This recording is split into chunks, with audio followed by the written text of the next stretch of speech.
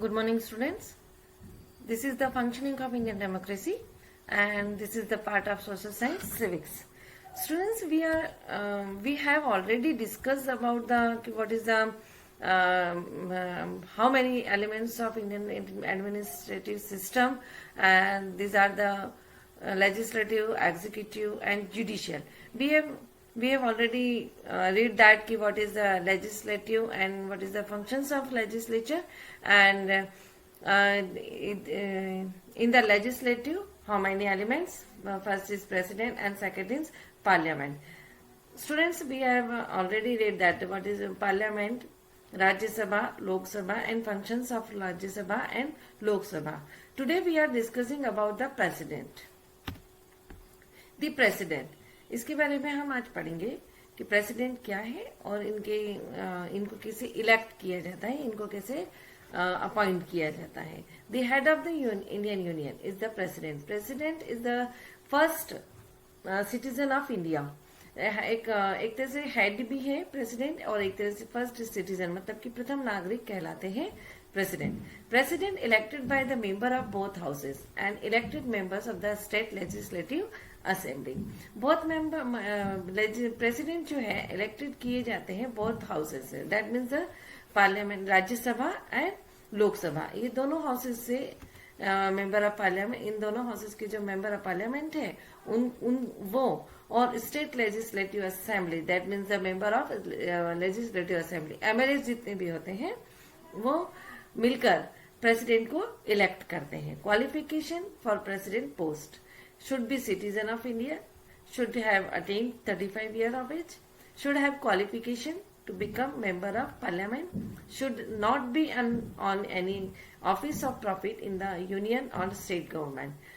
Students, अब हम president के कैसे इलेक्शंस होते हैं और उनकी पावर्स क्या है ये एक वीडियो के द्वारा समझेंगे.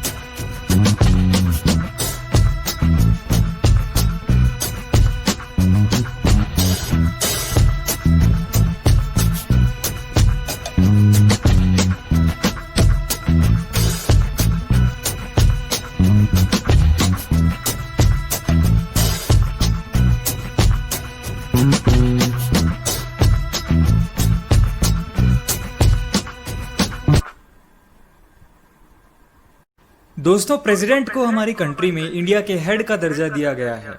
प्रेसिडेंट हमारे कंट्री के फर्स्ट सिटीजन यानी प्राथमिक नागरिक कहलाते हैं और हमारी कंट्री की यूनिटी एंड इंटेग्रिटी यानी एकता और अखंडता के सिंबल होते हैं।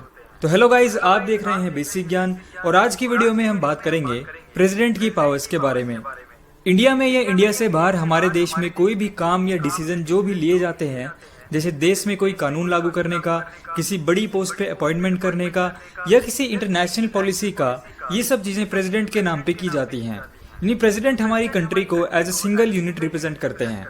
लेकिन अगर हम इंडिया के प्रेसिडेंट को यूएसए के प्रेसिडेंट से कंपेयर करें तो क्या नाम सेम होने के अलावा उनमें कुछ भी सिमिलर है? जब भी पावर की बात आती है तो यूएस के प्रेसिडेंट से हमेशा इंडिया के प्राइम मिनिस्टर को कंपेयर किया जाता है, ना कि प्रेसिडेंट को। इंडिया में प्रेसिडेंट सिर्फ एक ऑनररी पोस्ट है। ऐसा इसलिए है क्योंकि प्रेसिडेंट इंडिया के हेड होते हुए भी कुछ भी अपनी मर्जी से नहीं कर सकते हैं। मोस्टली वो सिर्फ वही कर सकते हैं जो काउंसिल ऑफ मिनिस्टर्स एडवाइस करते हैं, यानी करने वाले काउंसिल ऑफ मिनिस्टर्स होते हैं, लेकिन वो चीजें प्रेसिडेंट के नाम पे की जाती हैं। हमारे कंट्री में प्रेसिडेंट के रोल को समझने के लिए उनकी पावर्स को कैटेगराइज कर लेते हैं। Legislative powers, executive powers, judicial powers, financial powers, diplomatic powers, military powers and emergency powers. सबसे पहले बात करते हैं लेजिस्लेटिव पावर्स के बारे में। प्रेसिडेंट इंडियन पार्लियामेंट का एसेंशियल पार्ट होते हैं। पार्लियामेंट के हर साल में 3 सेशंस होते हैं। प्रेसिडेंट पार्लियामेंट के सेशन को बुलाते और बंद करते हैं। प्रेसिडेंट लोकसभा को डिसॉल्व यानी भंग भी कर सकते हैं। लेकिन हाँ, वही बात जो हमने जस्ट अभी डिस्कस करी थी कि वो कोई भी काम अपनी मन मर्जी से नहीं कर सकते हैं कि मुझे गवर्नमेंट पसंद नहीं आ रही है, डिसॉल्व कर देता हूँ। ऐसा वो तभी कर सकते हैं जब पीएम उन्हें रिकमेंड करे या उन्हें ऐसा लगे रूलिंग पार्टी लोकसभा में अपनी मेजोरिटी खो चुकी है, तो वो रूलिंग पार्टी को अपना मेजोरिटी प्रूव करने के लिए कहते हैं। उसके बाद अगर रूलिंग पार्टी अपना मेजोरिटी साबित नहीं कर पाती है, तब प्रेसिडेंट लोकसभा को डिसॉल्व कर सकते हैं और री इलेक्शन ऑर्डर कर सकते हैं। प्रेसिडेंट जनरल पहले सेशन में अपनी वेलकम स्पीच देते हैं और हर साल के फर्स्ट सेशन को भी एड्रेस कर सकते हैं। जैसा कि हम जानते हैं, हमारी लोकसभा में 545 सीट्स होती हैं और राज्यसभा में 245 सीट्स होती हैं, जिनमें से लोकसभा में 2 और राज्यसभा में 12 नॉमिनल सीट्स होती हैं और इन सीट्स को प्रेसिडेंट नॉमिनेशन के थ्रू फिल करते हैं। लोकसभा में 2 nomination seats Anglo Indian community में से फिल की जाती हैं। अगर प्रेसिडेंट को लगता है कि इनकी लोकसभा में रिप्रेजेंटेशन नहीं है तो वो नॉमिनेट कर सकते हैं। करंटली इन सीट्स पर जॉर्ज बेकर वेस्ट बंगाल से और रिचर्ड हे केरला से नॉमिनेटेड हैं। राज्यसभा की ये 12 सीट्स प्रेसिडेंट द्वारा डिफरेंट फील्ड के पर्संस की रिप्रेजेंटेशन को राज्यसभा में दिखाने के लिए नॉमिनेट करते हैं। जैसे मैरी कॉम को स्पोर्ट्स कैटेगरी में फॉर्मर प्रेसिडेंट प्रणब मुखर्जी द्वारा नॉमिनेट किया गया था और सुब्रमण्यम स्वामी को इकोनॉमिक्स फील्ड में नॉमिनेट किया गया था। आगे लेजिस्लेटिव पावर्स में प्रेसिडेंट के पास ये पावर्स होती हैं। कोई भी मनी बिल और स्टेट रीऑर्गेनाइजेशन बिल पार्लियामेंट में पेश करने से पहले इनकी प्रायर रिकमेंडेशन ली जाती है। उनकी रिकमेंडेशन के बिना इस बिल को पार्लियामेंट में पेश नहीं किया जा सकता। इसके अलावा प्रेसिडेंट को ऑर्डिनेंस लाने की पावर होती है। ऑर्डिनेंस होते हैं कच्चे कानून। जब पार्लियामेंट सेशन में नहीं होती है और उस टाइम इमरजेंसी में प्रेसिडेंट को अगर कोई कानून लाना होता है तो वो अपनी इस पावर का इस्तेमाल करके कानून बना सकते हैं। लेकिन इसकी वैलिडिटी सेशन आने के बाद सिर्फ 6 वीक तक होती है। अगर वो कानून पार्लियामेंट में रद्द हो जाता है तो उसे हटा दिया जाता है। इसके अलावा कोई भी बिल जो पार्लियामेंट में पेश होते हैं वो कानून सिर्फ प्रेसिडेंट की मंजूरी के बाद ही बनता है। कोई भी बिल पार्लियामेंट में पास होने के बाद प्रेसिडेंट के पास आते हैं। फिर 2 चीजें हो सकती हैं। अगर प्रेसिडेंट को कानून सही लगता है तब वो उसे अपनी मंजूरी देकर कानून बना देते हैं, और अगर उनको वो नहीं पसंद आता है या फिर प्रेसिडेंट उसमें कुछ चेंजेस सजेस्ट करते हैं तो उस केस में वो बिल वापस पार्लियामेंट में भेज सकते हैं और फिर पार्लियामेंट से ये बिल दोबारा पास होकर आते हैं। चाहे वो प्रेसिडेंट की सजेशन माने या ना माने वो उनकी मर्जी है, लेकिन इस बार प्रेसिडेंट को बिल पर साइन करना पड़ता है। Next is executive powers. President सरकार के नॉमिनल हेड होते हैं। गवर्नमेंट ऑफ इंडिया का कोई भी काम फॉर्मली उनके नाम पर किया जाता है। प्रेसिडेंट जनरल इलेक्शन के बाद हमारे देश के प्राइम मिनिस्टर को अपॉइंट करते हैं और फिर प्राइम मिनिस्टर की एडवाइस पर बाकी काउंसिल ऑफ मिनिस्टर्स को भी अपॉइंट करते हैं। इनके अलावा president attorney general of India यानी एजीआई को अपॉइंट करते हैं। फॉर एग्जाम्पल के Venugopal Iyer appointed by former president Pranab Mukherjee. AGI government of India का मेन वकील होता है। यानी अगर गवर्नमेंट ऑफ इंडिया के खिलाफ कोई भी अगर केस होता है, एजीआई गवर्नमेंट ऑफ इंडिया की तरफ से केस लड़ता है। इसके अलावा president controller auditor general of India यानी सीएजी को अपॉइंट करते हैं। For example IAS officer Rajiv Maharshi appointed by former president Pranab Mukherjee. CAG का काम होता है ऑडिट करना कि सरकार जो पैसा खर्च कर रही है वो सही तरीके से कर रही है या नहीं। इसके अलावा president chief election commissioner and other election commissioner को अपॉइंट करते हैं। For example, recently Sunil Arora was appointed as chief election commissioner by president Ramnath Kovind. Next, president UPSC के मेंबर्स को भी अपॉइंट करते हैं। Current UPSC chairman Arvind Saxena was appointed by former president Pranab Mukherjee. और president finance commission के मेंबर्स को भी अपॉइंट करते हैं। Current chairman of finance commission IAS officer Nand Kishore Singh was appointed by president Ramnath Kovind. इसके अलावा प्रेसिडेंट हर एक स्टेट के गवर्नर को भी अपॉइंट करते हैं। प्रेसिडेंट के पास पावर होती है कि वो कभी भी प्राइम मिनिस्टर से कुछ भी पूछ सकते हैं कि करंटली एग्जीक्यूटिव यानी prime minister plus council of ministers जो एग्जीक्यूटिव के हेड होते हैं क्या काम कर रहे हैं। चलते हैं अब नेक्स्ट पावर पे, जुडिशियल पावर्स। प्रेसिडेंट इंडिया के चीफ जस्टिस और सुप्रीम कोर्ट और हाई कोर्ट के अदर जजेस को अपॉइंट करते हैं। For example, current chief justice of India Rajan Gogoi appointed by president Ramnath Kovind. President supreme court से किसी भी मैनर में एडवाइस ले सकते हैं, लेकिन वो एडवाइस मानना उनके लिए कंपलसरी नहीं है। प्रेसिडेंट किसी भी अपराधी जिसको कोर्ट द्वारा सजा मिली है उसकी सजा को आसान करा सकते हैं, कम करवा सकते हैं, हटवा सकते हैं और सजा माफ करवाकर बाइज्जत बरी करवा सकते हैं। यहाँ तक कि प्रेसिडेंट अपनी पावर का इस्तेमाल करके किसी डेथ सेंटेंस को भी माफ करवा सकते हैं। Next is financial powers. President को एनुअल फाइनेंशियल स्टेटमेंट यानी यूनियन बजट पार्लियामेंट में पेश करना होता है। ये काम प्रेसिडेंट किसी और के थ्रू भी करवा सकते हैं। जैसे हर साल ये काम प्रेसिडेंट फाइनेंस मिनिस्टर के थ्रू करवाते हैं। जैसे इस बार इस साल का budget finance minister Nirmala Sitharaman ने पेश किया था। प्रेसिडेंट के पास कंटिजेंसी फंड ऑफ इंडिया का एक्सेस होता है।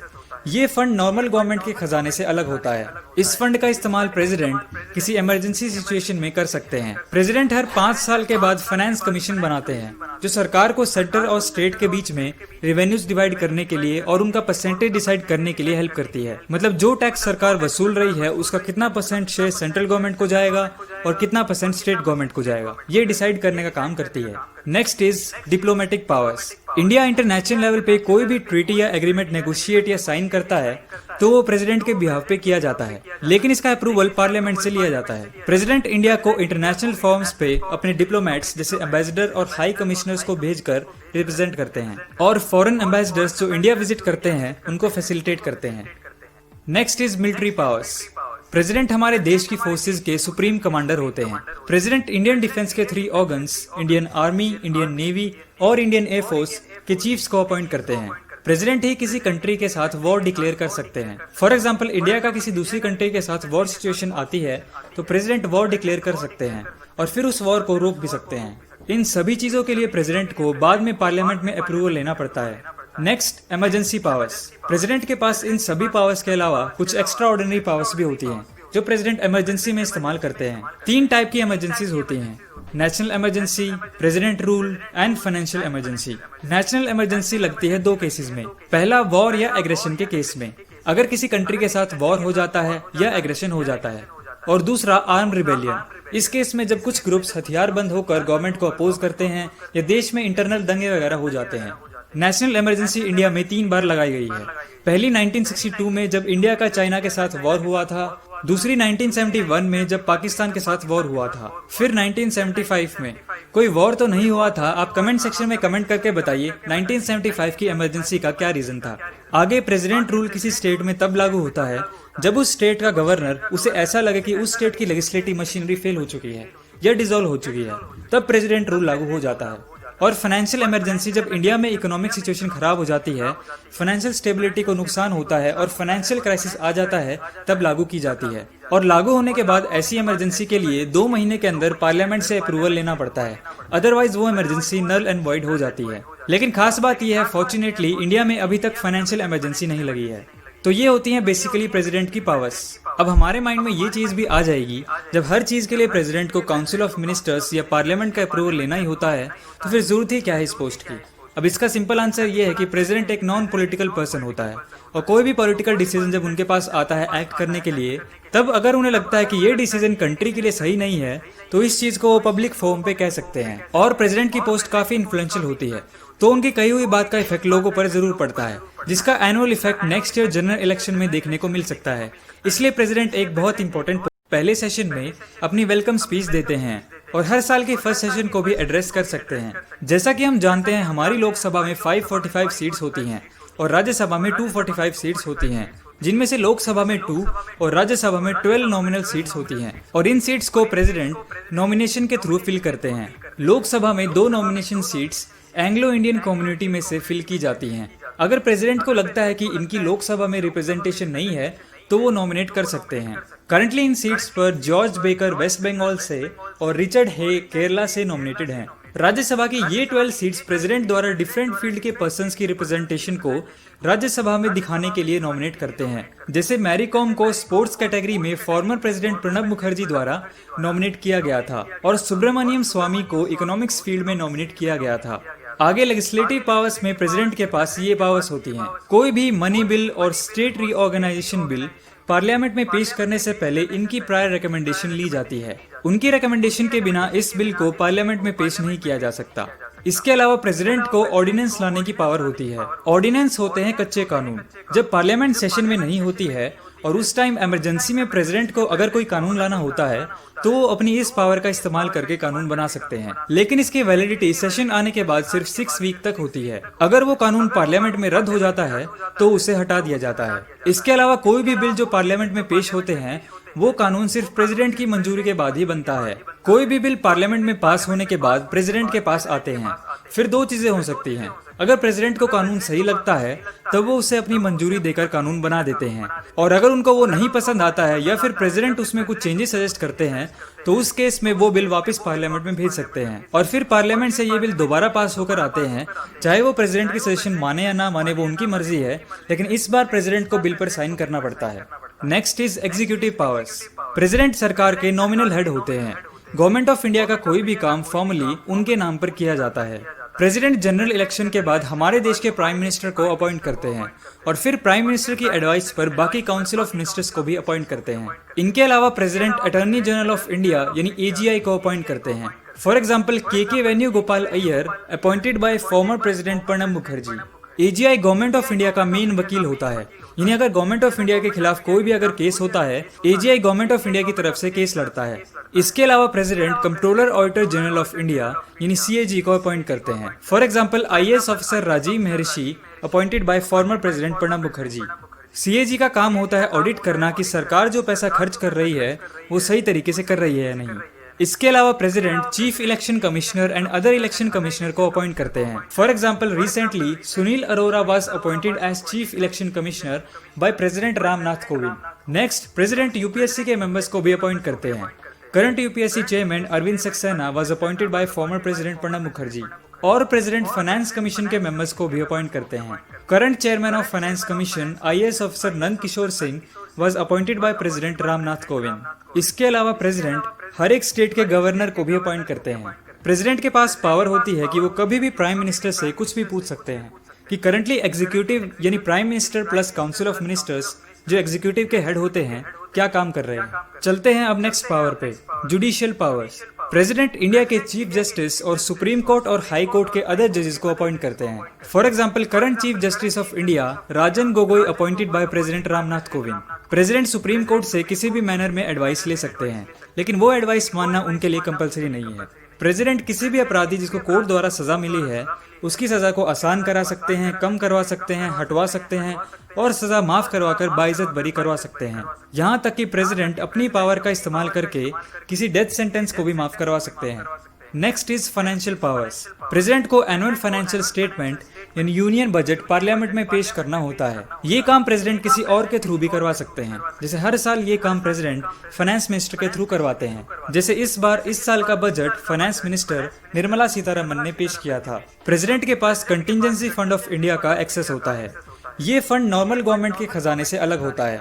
इस फंड का इस्तेमाल प्रेसिडेंट किसी इमरजेंसी सिचुएशन में कर सकते हैं। प्रेसिडेंट हर 5 साल के बाद फाइनेंस कमीशन बनाते हैं जो सरकार को सेंटर और स्टेट के बीच में रेवेन्यूज डिवाइड करने के लिए और उनका परसेंटेज डिसाइड करने के लिए हेल्प करती है। मतलब जो टैक्स सरकार वसूल रही है उसका कितना % शेयर सेंट्रल गवर्नमेंट को जाएगा और कितना % स्टेट गवर्नमेंट को जाएगा, ये डिसाइड करने का काम करती है। Next is diplomatic powers. India international level पे कोई भी ट्रीटी या एग्रीमेंट नेगोशिएट या साइन करता है तो वो प्रेसिडेंट के बिहाफ पे किया जाता है, लेकिन इसका अप्रूवल पार्लियामेंट से लिया जाता है। प्रेसिडेंट इंडिया को इंटरनेशनल फॉर्म्स पे अपने डिप्लोमेट्स जैसे एम्बेसडर और हाई कमिश्नर्स को भेजकर रिप्रेजेंट करते हैं और फॉरेन एम्बेसडर्स जो इंडिया विजिट करते हैं उनको फैसिलिटेट करते हैं। Next is military powers. President हमारे देश की फोर्सेज के सुप्रीम कमांडर होते हैं। प्रेसिडेंट इंडियन डिफेंस के 3 organs Indian army, Indian navy और इंडियन एयरफोर्स के चीफ्स को अपॉइंट करते हैं। प्रेसिडेंट ही किसी कंट्री के साथ वॉर डिक्लेयर कर सकते हैं। फॉर एग्जांपल इंडिया का किसी दूसरी कंट्री के साथ वॉर सिचुएशन आती है तो प्रेसिडेंट वॉर डिक्लेयर कर सकते हैं और फिर उस वॉर को रोक भी सकते हैं। इन सभी चीजों के लिए प्रेसिडेंट को बाद में पार्लियामेंट में अप्रूवल लेना पड़ता है। Next, emergency powers. प्रेसिडेंट के पास इन सभी पावर्स के अलावा कुछ एक्स्ट्रा ऑर्डिनरी पावर्स भी होती हैं जो प्रेसिडेंट इमरजेंसी में इस्तेमाल करते हैं। 3 टाइप की इमरजेंसीज होती हैं: national emergency, president rule and financial emergency. National emergency लगती है 2 केसेस में। पहला, वॉर या एग्रेशन के केस में, अगर किसी कंट्री के साथ वॉर हो जाता है या एग्रेशन हो जाता है। और दूसरा, आर्म रिबेलियन। इस केस में जब कुछ ग्रुप्स हथियार बंद होकर गवर्नमेंट को अपोज करते हैं या देश में इंटरनल दंगे वगैरह हो जाते हैं। नेशनल इमरजेंसी इंडिया में 3 बार लगाई गई है। पहली 1962 में जब इंडिया का चाइना के साथ वॉर हुआ था, दूसरी 1971 में जब पाकिस्तान के साथ वॉर हुआ था, फिर 1975 में। कोई वॉर तो नहीं हुआ था, आप कमेंट सेक्शन में कमेंट करके बताइए 1975 की इमरजेंसी का क्या रीजन था। आगे, प्रेसिडेंट रूल किसी स्टेट में तब लागू होता है जब उस स्टेट का गवर्नर उसे ऐसा लगे कि उस स्टेट की लेजिस्लेटिव मशीनरी फेल हो चुकी है या डिसॉल्व हो चुकी है, तब प्रेसिडेंट रूल लागू हो जाता है। और फाइनेंशियल इमरजेंसी, जब इंडिया में इकोनॉमिक सिचुएशन खराब हो जाती है, फाइनेंशियल स्टेबिलिटी को नुकसान होता है और फाइनेंशियल क्राइसिस आ जाता है, तब लागू की जाती है। और लागू होने के बाद ऐसी इमरजेंसी के लिए 2 महीने के अंदर पार्लियामेंट से अप्रूवल लेना पड़ता है, अदरवाइज वो इमरजेंसी नल एंड वॉइड हो जाती है। लेकिन खास बात यह है, फॉर्चुनेटली इंडिया में अभी तक फाइनेंशियल इमरजेंसी नहीं लगी है। तो ये होती हैं बेसिकली प्रेसिडेंट की पावर्स। अब हमारे माइंड में ये चीज भी आ जाएगी, जब हर चीज के लिए प्रेसिडेंट को काउंसिल ऑफ मिनिस्टर्स या पार्लियामेंट का अप्रूवल लेना ही होता है, तो फिर जरूरत ही क्या है इस पोस्ट की। अब इसका सिंपल आंसर ये है कि प्रेसिडेंट एक नॉन पॉलिटिकल पर्सन होता है और कोई भी पॉलिटिकल डिसीजन जब उनके पास आता है एक्ट करने के लिए, तब अगर उन्हें लगता है कि ये डिसीजन कंट्री के लिए सही नहीं है तो इस चीज को वो पब्लिक फोरम पे कह सकते हैं। और प्रेसिडेंट की पोस्ट काफी इन्फ्लुएंशियल होती है, तो उनकी कही हुई बात का इफेक्ट लोगों पर जरूर पड़ता है, जिसका annual effect next year general election में देखने को मिल सकता है। इसलिए प्रेसिडेंट एक बहुत इंपॉर्टेंट